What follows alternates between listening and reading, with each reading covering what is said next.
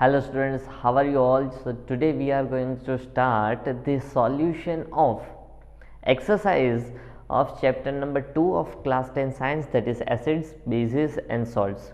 We have completed the thoroughly completion of chapter number 2 as well as the solution of in-text questions of this chapter as per the GSEB 2020 syllabus. Now starting from the question number 1 of exercise, the solution turns red litmus blue. The solution turns red litmus to the blue and its pH is likely to be. तो यहाँ पे हमें एक चीज समझनी है, तो हमें क्या दिया गया है, the solution turns red litmus to the blue. अगर लिटमस पेपर रेड में से ब्लू में टर्न हो रहा है तो वो होना चाहिए बेसिक, ये आपको पता होना चाहिए. तो सही है. अगर पता नहीं है तो how we can find the answer. See, इतना तो पता होना चाहिए, if the litmus paper change हो रहा है तो आइदर इट इज एसिडिक और आइदर इट इज बेसिक. इतना पता होना चाहिए कि अगर आपको ये पता नहीं है कि वो बेसिक है तो इतना तो आपको क्लियर होना चाहिए कि या तो वो एसिड होगा या तो वो बेस होगा. क्लियर.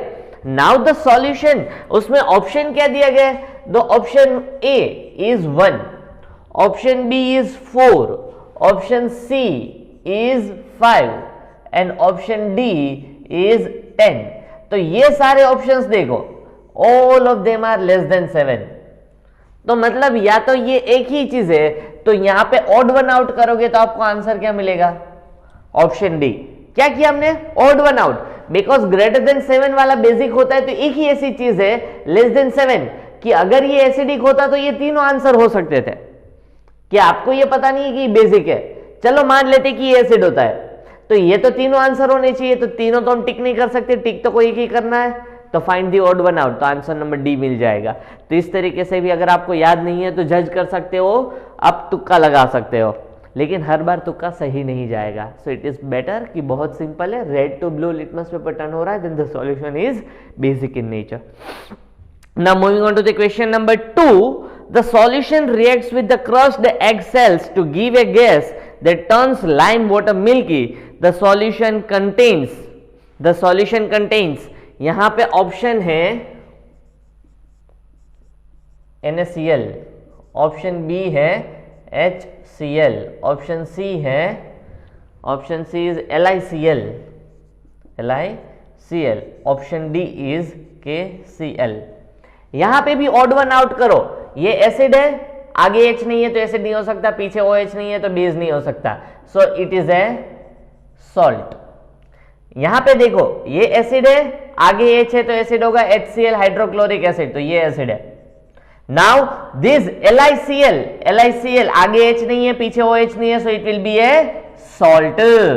नाउ KCl आगे H नहीं है, पीछे OH नहीं है, तो क्या होगा बेटा, salt. So out of this 4 एक ही ऑड वन आउट है, लेकिन क्या वो आंसर हो सकता है, देख लेते हैं. हमें दिया है कि हम एसिड पोर करते हैं on the crushed egg shells. Egg shells की अंडा होता है, अंडे के ऊपर की जो व्हाइट कलर का जो कवर होता है उसे एग शेल बोला जाता है. तो जनरली वो कैल्शियम कार्बोनेट का बनता है. किसका बनता है, CaCO3 कैल्शियम कार्बोनेट का बनेगा, या तो फिर कोई भी दूसरा कार्बोनेट कंपाउंड उसमें होता है. तो अगर ये कार्बोनेट कंपाउंड से एसिड रिएक्ट करेगा, चलो ये हमारा CaCO3 ले लेते हैं, तो HCl plus CaCO3 gives CaCl2 plus H2O and plus CO2. Now the gas released is carbon dioxide. और हमें क्या दिया गया है कि यहां पे कोई गैस रिलीज होता है, that gas turns lime water milky. कहीं पे भी वर्ड अगर आपको समझ में आता है that lime water turns milky या तो फिर सॉल्यूशन टर्न्स मिल्की, अगर आपको दिया गया that the solution turns milky, तो आंख बंद करके आपको याद रखना है, if the solution turns milky then the gas will be carbon dioxide. कोई दूसरा गैस ही नहीं है जो सॉल्यूशन को मिल्की टर्न करे. तो हमें याद रखना है कि कौन सा गैस होगा, it will be carbon dioxide gas. कौन सा गैस होगा बेटा, carbon dioxide, because it is the only gas which turns lime water milky. क्यों, बिकॉज लाइम वाटर का फॉर्मूला है calcium hydroxide, COH twice. When it reacts with carbon dioxide, जब इसमें से कार्बन डाइऑक्साइड पास होता है तो कंपाउंड बनता है CaCO3 calcium carbonate, which is solid in state and white in color, जिसकी वजह से सॉल्यूशन कैसा बन जाता है, सॉल्यूशन बन जाता है मिल्की। किसकी वजह से, कार्बन डाइऑक्साइड गैस पास होने की वजह से। सो it is the carbon dioxide gas which turns the lime water milky. Lime water यानी COH ट्वाइस, इसे लाइम वाटर बोलो, स्लैग्ड लाइम बोलो या तो कैल्शियम हाइड्रोक्साइड बोलो, the formula remains same, COH twice. When carbon dioxide passes to this one, it turns lime water milky। तो ये gas कौन सा है, carbon dioxide. Carbon dioxide gas कब पास होगा, जब एसिड रिएक्ट्स विथ कार्बोनेट, यहाँ पे मेटल कोई भी हो लेकिन ये कार्बोनेट होगा, कि शायद calcium carbonate, magnesium carbonate, potassium carbonate, sodium carbonate, कोई भी कार्बोनेट से जब एसिड रिएक्ट करता है it produces carbon dioxide gas. Chemical properties of acid, chemical properties of acid, sorry, clear. तो इतनी चीजें आपको पता होनी चाहिए। Now moving on to the question number 3। At 10 ml solution of NaOH, कितना, the 10 ml solution, 10 ml of NaOH is required to completely neutralize 8 ml of HCl, 8 ml of HCl, कि भाई अगर आप 10 ml NaOH यूज करेंगे तो उसको neutralise करने के लिए NaOH यानी बेस होता है, बेस को न्यूट्रलाइज करने के लिए एसिड चाहिए, एसिड को न्यूट्रलाइज करने के लिए बेस चाहिए, लेकिन ऐसा जरूरी नहीं कि हर बार इक्वल अमाउंट में हो। अगर आप 10 ml NaOH को न्यूट्रलाइज करना चाहते हो तो 8 ml HCl होना चाहिए, एग्जैक्टली 8 ml। अगर कम होगा तो भी न्यूट्रलाइज नहीं होगा, ज्यादा होगा तो भी न्यूट्रलाइज नहीं होगा। If acid is less than 8 ml, अगर एसिड लेस देन 8 ml है तो बेस बच जाएगा, न्यूट्रलाइज नहीं हो पाएगा। अगर एसिड ज्यादा है तो ये बेस खत्म हो जाएगा और सॉल्यूशन एसिडिक बन जाएगा। तो अगर सॉल्यूशन को न्यूट्रल बनाना है तो एग्जैक्टली 10 ml NaOH के लिए कितना चाहिए, 8 ml HCl। यहां पे पूछा है अगर सॉल्यूशन यहां पे 20 ml NaOH है, अगर 20 ml ऑफ NaOH है तो कितना ml ऑफ HCl चाहिए, 10 के लिए 8 देन 24 16 ml, क्लियर। अगर 10 ml के लिए 8 ml HCl चाहिए then for 20 ml we need 16 ml of HCl, for 20 ml of NaOH we need 16 ml of NaOH, क्योंकि अगर ये डबल हो रहा है तो ये भी डबल चाहिए ना। पता चला, अगर एक जन है 2 रोटी खाते हैं तो 2 जन हो जाएंगे तो कितने आ जाएंगे, दोनों 2 2 4 रोटी खाएंगे। तो अगर 10 के लिए 8 चाहिए तो now for 20 we need 16 ml, clear. So it is simple. Question number 4. Which one of the following types of medicine is used for the treating indigestion? यहाँ पे हम एसिड बेस की ही बात कर रहे हैं तो एसिड बेस के अकॉर्डिंगली जा रहे हैं। हमारा स्टमक का प्रॉब्लम, हमारा जो स्टमक का प्रॉब्लम कहीं पे आया तो हाँ आया था importance of pH in digestion. Gastric juice खाते हैं, कभी प्रोटीन वाला खाना, गैस्ट्रिक जूस प्रोड्यूस होता है, कभी प्रोटीन वाला खाना ज्यादा खा लिया तो पेप्सिन ज्यादा बन जाता है, एसिडिटी हो जाती है। तो हमें क्या होना चाहिए, बेस पीना चाहिए। और जब एसिडिटी को ट्रीटमेंट करने के लिए जो भी चीजें पीते हैं उसे हम एंट एसिड्स कहते हैं। क्या कहते हैं बेटा, एंट एसिड्स। तो ये एंट एसिड्स की जरूरत है यहाँ पे। तो यहाँ पे एंट एसिड्स कहाँ पे है, option number C, antacid is used for the treatment of indigestion during acidity, during acidity. तो याद रहना चाहिए कब पीते हम ये, एसिडिटी हो जाए तब एंट एसिड्स। एंट एसिड्स यानी ऑपोजिट टू एसिड्स, यानी कोई बेसिक चीज पीते हैं हम। एंट एसिड्स का मतलब होता है टू ट्रीट द एसिड्स, तो एंट एसिड्स यानी ऑपोजिट टू एसिड्स। तो इस तरीके से आप याद रख सकते हो नाम। Moving on to the question number 5, very good simple और क्रीम क्वेश्चन, कि इसमें तो मार्क कट होने ही नहीं चाहिए। वर्ड इक्वेशन लिखने हैं, आपको कोई इक्वेशन दिया हुआ है उसमें वर्ड इक्वेशन कंप्लीट करो, फिर उसको बैलेंस करो, अच्छे से इक्वेशन बनाओ। Dilute sulphuric acid reacts with zinc granules, तो वहां पे क्या है बेटा, sulphuric acid, sulphuric acid reacts with zinc granules, zinc granules. तो यहां पे बनेगा zinc sulphate, zinc sulphate plus hydrogen gas, plus hydrogen gas. कैसे पता चलेगा, ये याद रहना चाहिए। कैसे याद रह जाए, पहले फॉर्मूला लिख लो। What is the formula for the sulphuric acid, H2SO4। What is the formula for the zinc, that is plus Zn। What, see here the metal will displace hydrogen, metal will displace hydrogen because it is more reactive। तो zinc है वो hydrogen को displace करेगा, तो यहाँ पे compound बनेगा ZnSO4 plus H2। जिनको याद नहीं रहता याद करो, सल्फ्यूरिक एसिड यानी उसमें SO4 आना चाहिए। यहां पे हाइड्रोक्लोरिक एसिड दिया होता तो जिंक सल्फेट की जगह जिंक क्लोराइड बनता। यहां पे सल्फ्यूरिक एसिड का हाइड्रोक्लोरिक एसिड मतलब HCl होता तो Zn है, H को डिस्प्लेस करता तो यहां पे ZnCl2 जिंक क्लोराइड बनता। तो सल्फ्यूरिक एसिड है इसीलिए जिंक सल्फेट बन रहा है। तो ये केमिकल फॉर्मूलाज आपको आने चाहिए। ये रिएक्शन ऑलरेडी बैलेंस्ड है तो इसको बैलेंस करने की जरूरत नहीं है। Moving on to this next question, dilute hydrochloric acid with magnesium ribbon. This was the A। So magnesium plus hydrochloric acid, hydrochloric acid gives magnesium. See यहां पे सल्फ्यूरिक एसिड था तो सल्फेट आता है, यहां पे हाइड्रोक्लोरिक एसिड है तो यहां पे मैग्नीशियम क्लोराइड आएगा। क्या आ जाएगा बेटा? Chloride plus hydrogen gas, plus hydrogen gas, plus hydrogen gas. तो मैग्नीशियम का फॉर्मूला क्या बेटा? Formula for the magnesium is Mg, formula for hydrochloric acid is HCl। So Mg replace करेगा यहाँ पे हाइड्रोजन को, जैसे जिंक डिस्प्लेस करता था हाइड्रोजन को, उसी तरीके से जिंक भी मेटल है तो हाइड्रोजन को डिस्प्लेस करेगा, मैग्नीशियम भी मेटल है तो हाइड्रोजन को डिस्प्लेस करेगा। यहाँ पे फॉर्मूला बनेगा MgCl2 plus H2, MgCl2 plus H2। This is magnesium chloride plus H2। यहाँ पे बैलेंस करना पड़ेगा। How?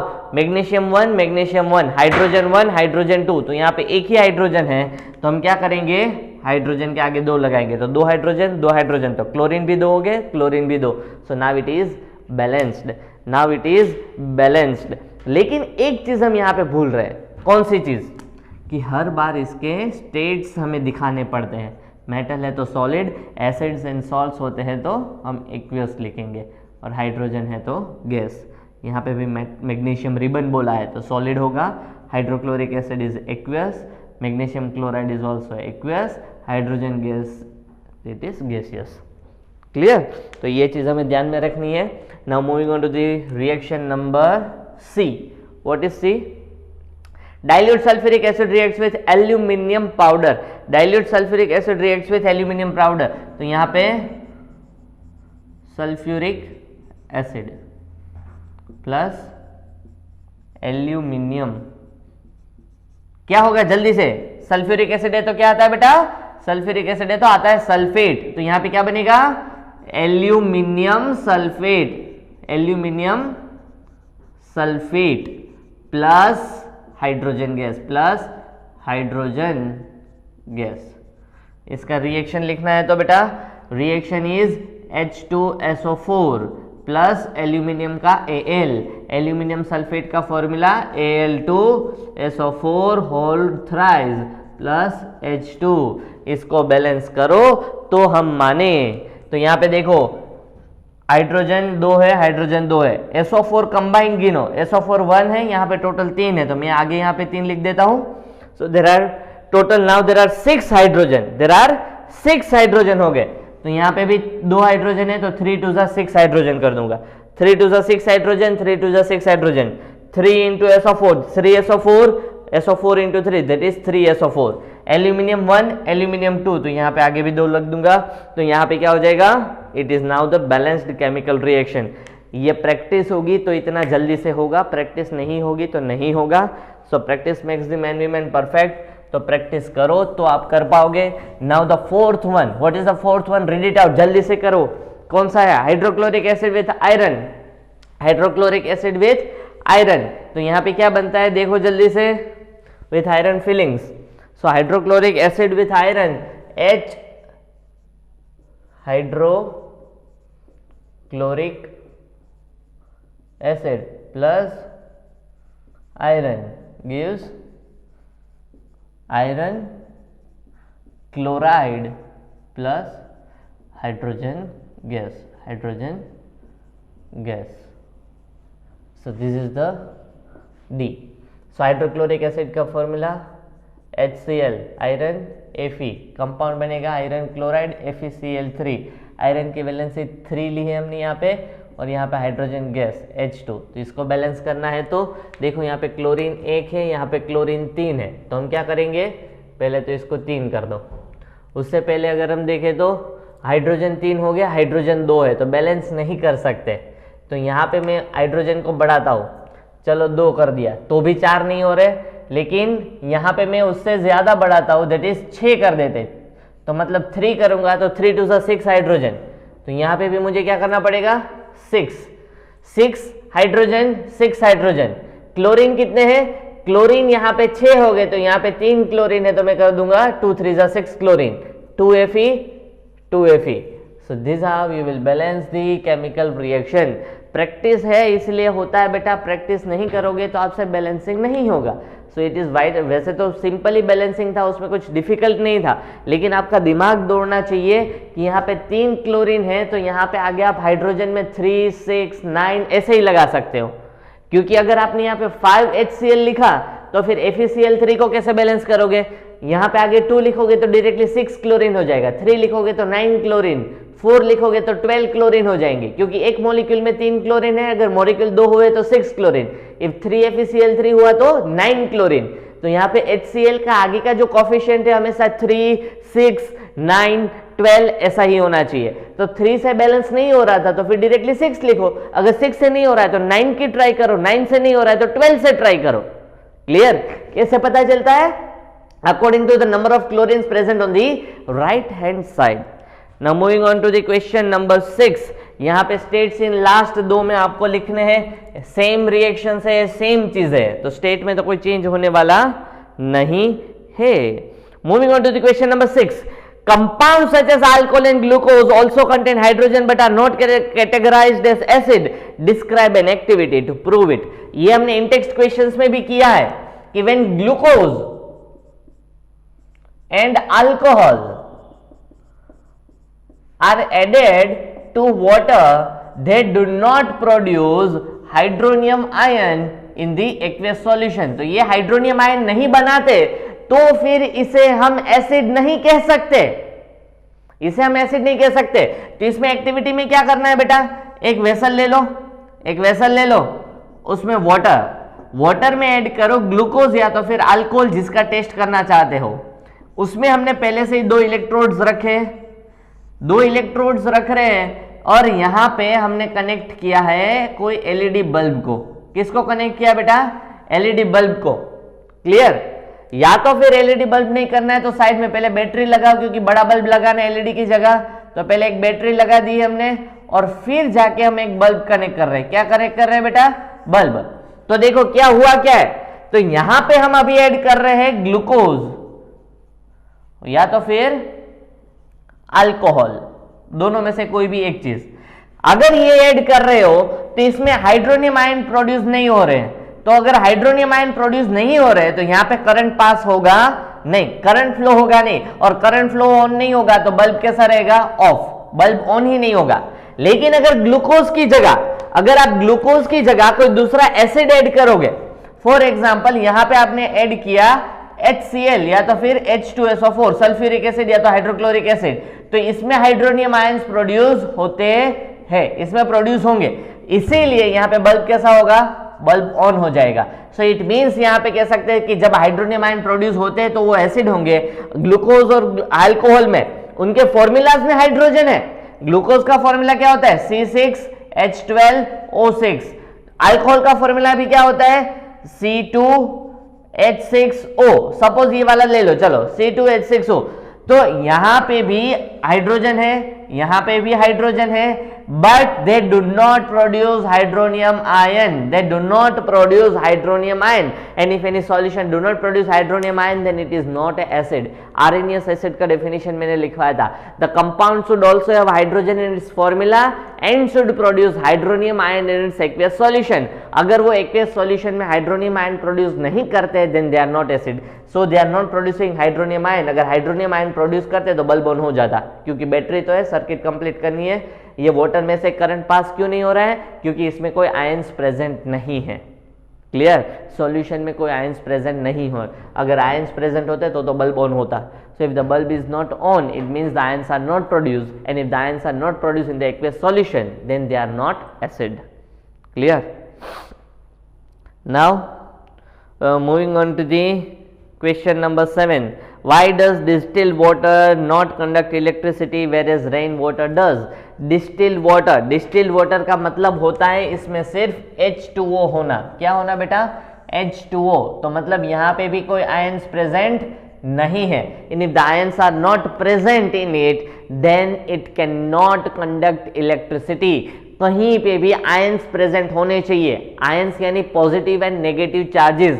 Positive negative charges solution में प्रेजेंट नहीं है तो इलेक्ट्रिसिटी कंडक्ट नहीं कर सकता. रेन वाटर के साथ थोड़े बहुत एसिड्स भी आ सकते हैं. It means it does have impurities in it. तो इसमें जब रेन वाटर की बात करें हम बेटा, किसकी? रेन वाटर की. तो रेन वाटर में क्या होती है? इंप्योरिटीज. और उन इंप्योरिटीज में शायद आयंस प्रेजेंट हो सकते हैं and because of that ions it can conduct electricity. तो रेन वाटर कभी कभार इलेक्ट्रिसिटी कंडक्ट कर सकता है, but distilled water can never conduct electricity because it is a poor conductor of electricity and ions are not present. Why do acid not show acidic behaviour in the absence of water? कि भाई सिर्फ HCl डाला होगा ना, ये जो भी हमने एक्टिविटी की वहां पे सिर्फ HCl. अगर हम HCl लेते हैं, see this is HCl in liquid form यानी प्योर HCl है. This HCl is in the aqueous form. Aqueous मतलब उसमें पानी डाला हुआ है, इसमें सिर्फ HCl है. तो यहां पे क्या होगा? HCl पूरा कंबाइंड है, HCl. और यहां पे क्या होगा? यहां पे दो पार्ट में डिवाइड हो जाएगा, H3O plus and Cl minus. तो यहां पे because of this H3O plus it shows acidic behaviour. तो यहां पे वो एसिडिक बिहेवियर दिखाएगा नहीं, बिकॉज H3O प्लस कोई ऐसी चीज ही नहीं है जिसकी वजह से हम कह सकते हैं कि वो एसिड है. So acids always show acidic behaviour in aqueous solution, but अगर उसका प्योर फॉर्म होगा तो वो एसिडिक बिहेवियर नहीं दिखाएगा. So for the acidic behavior we have to always form the aqueous solution. अगर aqueous solution नहीं बनेगा तो वो acidic behavior नहीं दिखाएगा क्योंकि उसमें आयंस ही प्रेजेंट नहीं है और आयंस की वजह से ही सारी चीजें चल रही है बेटा. इलेक्ट्रिसिटी कंडक्ट करना है तो भी इसकी वजह से. इसीलिए याद करो, जब ड्राई लिटमस पेपर से हम गैस को दिखाते हैं तो गैस एसिड या बेस को डिटेक्ट करता नहीं है. तो कोई भी सॉलिड चीज हो या तो फिर ड्राई चीज हो तो हमें लिटमस पेपर कैसा करना पड़ता है? वेट लिटमस पेपर है. और मैंने बोला था सॉल्यूशन जब भी वर्ड आता है तो सॉल्यूशन का मतलब होता है उसमें पानी एडेड है, उसमें पहले से ही पानी एडेड है, तो ही उसे हम सॉल्यूशन कहते हैं. क्लियर? तो अगर ये सॉल्यूशन है, एक्वियस सॉल्यूशन में एक्वियस नहीं बोलते, जनरली उसे हम सॉल्यूशन बोलते हैं, the solution of HCl, but it is generally the aqueous solution of HCl. मतलब पानी उसमें एडेड है, उसमें आयंस प्रेजेंट है, तो ही उसे एक्वियस सॉल्यूशन बोला जाता है, वरना एक्वियस सॉल्यूशन बोल सकते नहीं है. और एक्वियस सॉल्यूशन होगा तो आयंस हो गए and because of this hydronium ion it shows acidic behaviour and pure HCl can not show acidic behaviour because they are not having hydronium ions in it. Clear? तो ये चीजें हैं. Now moving on to the question number 9. बहुत ही बढ़िया question है. 5 solutions, solution A, solution B, solution C, solution D when tested with universal indicator showed pH as 4, 1, 11, 7 and 9 respectively. Which solution is neutral? blah blah blah blah.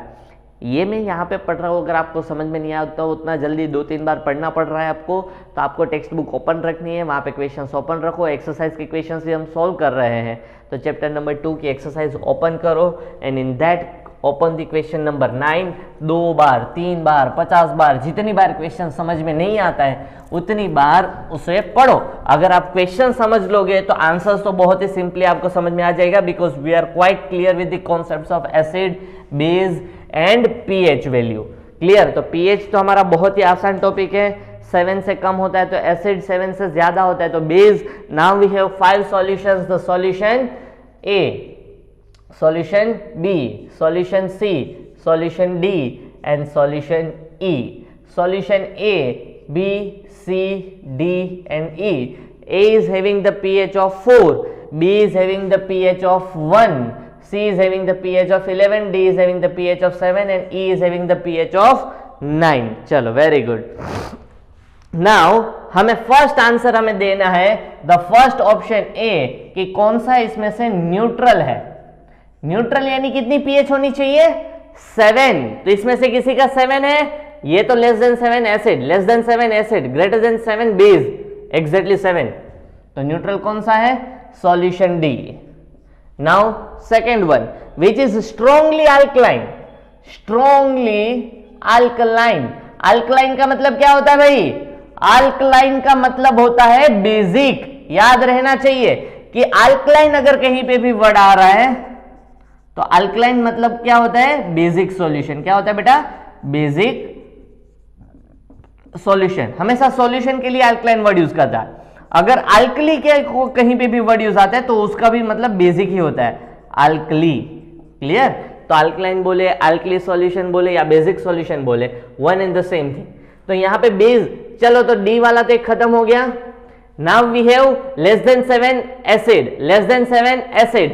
तो base alkali कौन से? See, it is, and E, it is also basic. लेकिन हमें strong base चाहिए, तो जैसे जैसे pH increase होता जाता है तो बेसिक सॉल्यूशन स्ट्रॉन्ग बनता जाता है। तो इन दोनों में से कौन सा स्ट्रॉन्ग होगा? 9 या 11? इट इज ग्रेटर वैल्यू, तो 14 तरफ जितना भी बड़ा वैल्यू होगा इट इज स्ट्रॉन्गली अल्कलाइन। तो ऑप्शन सी। समझ में आया क्यों ऑप्शन सी लिखा? क्योंकि डी भी यहां पे ई है, वो भी बेसिक है, सी भी बेसिक है। इन दोनों में से स्ट्रॉन्ग बेस कौन सा है? जो बड़ी वैल्यू होगी, जितनी पीएच इंक्रीज होती है उतना ही सॉल्यूशन बेसिक होता जाता है। कि 7 पे न्यूट्रल, 8 पे बेसिक, 9 पे उससे ज्यादा बेसिक, अगर पीएच 10 है तो उससे भी ज्यादा बेसिक, अगर पीएच 11 है तो उससे भी ज्यादा basic. So as the pH increases the solution become strongly basic. So as compare to 9, C is strongly basic. Now question number 3, strongly acid. Option number C क्या है बेटा? It is strongly acidic solution. Strongly acidic solution, strongly acidic solution. तो चलो ये सी खत्म हो गया। ये दोनों एसिड है, इन दोनों में से स्ट्रॉन्ग कौन सा होगा? 4। वेरी गुड, एकदम बेवकूफ आंसर। कौन सा आंसर होगा? बी। क्योंकि जैसे पीएच कम होता है वैसे सॉल्यूशन एसिड बनता है। पीएच इंक्रीज होगा तो सॉल्यूशन बेसिक बनेगा। सॉल्यूशन कम, पीएच कम होता जाएगा तो सॉल्यूशन एसिडिक बनेगा। So both of them are acidic. अगर 7 पे न्यूट्रल है तो 6 वाला एसिड होगा। फिफ्थ से अगर pH 5 है तो और भी ज्यादा acidic. If pH is 4, the solution is more acidic. If pH is 3, then the solution is more acidic. If pH is 2, then highly acidic. pH is 1, then और भी ज्यादा highly acidic. So out of 4 and 1, the solution having pH 1, that is solution B, is strongly acidic. Now D, weakly acid. Now question number D, which of the following solution is weakly acidic? Weak acid कौन सा होगा? ए।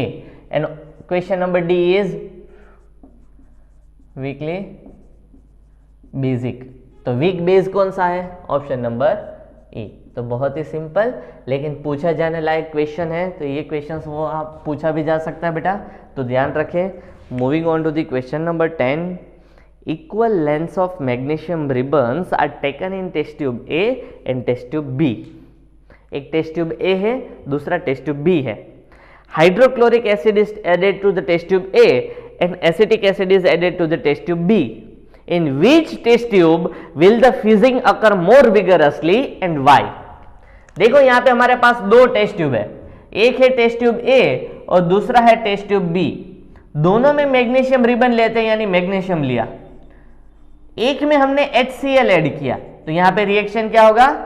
MgCl2 plus H2। यहां पे हमने acetic acid लिया, यानी CH3COOH। तो यहां पे भी मैग्नीशियम हाइड्रोजन को डिस्प्लेस करेगा, लेकिन कौन से हाइड्रोजन को? लास्ट हाइड्रोजन को। तो यहां पे कंपाउंड बनेगा CH3COOMg प्लस H2। यहां पे CH3COO ट्वाइस होगा वैलेंसी के हिसाब से। तो रिएक्शन तो दोनों में सेम हो रहा है, यहां पे भी हाइड्रोजन गैस होगा, यहां पे भी हाइड्रोजन गैस होगा, दोनों तरफ हाइड्रोजन गैस प्रोड्यूस हो रहा है। तो यहां पे पूछा है किसमें फिजिंग ज्यादा होगा, तो हमें पता चलना चाहिए कि ये जो एसिड है HCl वो स्ट्रॉन्ग एसिड है। कौन सा एसिड है बेटा? स्ट्रॉन्ग एसिड है। एंड दिस एसिटिक एसिड, जिसे हम इथेनोइक एसिड कहते हैं, जिसे विनेगर भी कहा जाता है, इट इज मतलब यूज किया जाता है विनेगर में, वो एक वीक एसिड है। कौन सा एसिड है बेटा? वीक एसिड है, वरना विनेगर में कैसे यूज कर सकते हैं? जला डालता पीते तो, है ना। चाइनीज बनाते उसमें विनेगर डालते हैं, दूसरी भी चीज़ों में विनेगर डालते हैं, पिकल्स बनाते हैं, है ना, तो उसमें भी विनेगर ऐड किया जाता है। क्यों? क्योंकि वो वीक एसिड है, इसलिए हमें ज़्यादा दिक्कत नहीं करेगा। तो यहाँ पे ये वीक एसिड है, स्ट्रॉन्ग एसिड है, तो स्ट्रॉन्ग एसिड में रिएक्शन फास्ट होती है। जब एसिड स्ट्रॉन्ग होता है ना तो रिएक्शन कैसा होगा बेटा? फास्ट और क्विक होता है। यहाँ पे थोड़ा सा स्लो होता है। तो यहाँ पे जो हाइड्रोजन गैस रिलीज हो रहा है ना तो उसकी क्वांटिटी बहुत ज्यादा होगी।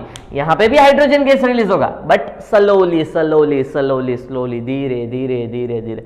सो there will be very slow reaction and here it will be a fast reaction. So great amount of hydrogen gas is release. यहाँ पे भी हाइड्रोजन गैस रिलीज होगा लेकिन कम क्वांटिटी में, तो इसीलिए यहाँ पे फिजिंग साउंड ज्यादा होगा।